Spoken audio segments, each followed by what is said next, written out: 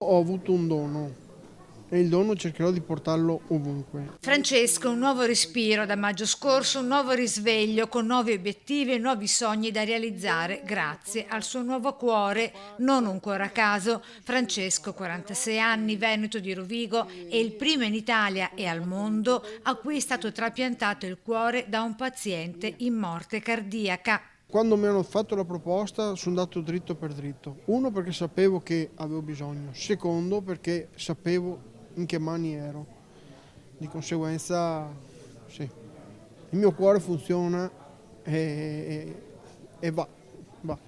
Francesco con la sua storia è già negli annali dei trapianti della medicina come momento di svolta della chirurgia cardiaca, successo avvenuto grazie al professor Gerosa, primario della cardiochirurgia di Padova, e a tutto lo staff che l'ha affiancato. È lui a spiegare perché si è dovuto attendere 20 minuti prima del trapianto. Il concetto di morte è uno solo, cioè la cessazione irreversibile delle funzioni cerebrali. Poi abbiamo due modalità di accertamento della morte, una di tipo neurologico, quindi la morte cerebrale, e qui il cuore batte, e uno invece un accertamento di morte cardiaca, che è la registrazione dell'elettrocardiogramma piatto per 20 minuti in Italia. Nel mondo anglosassone può oscillare dai 2 minuti dell'Australia ai 5 minuti dell'Inghilterra.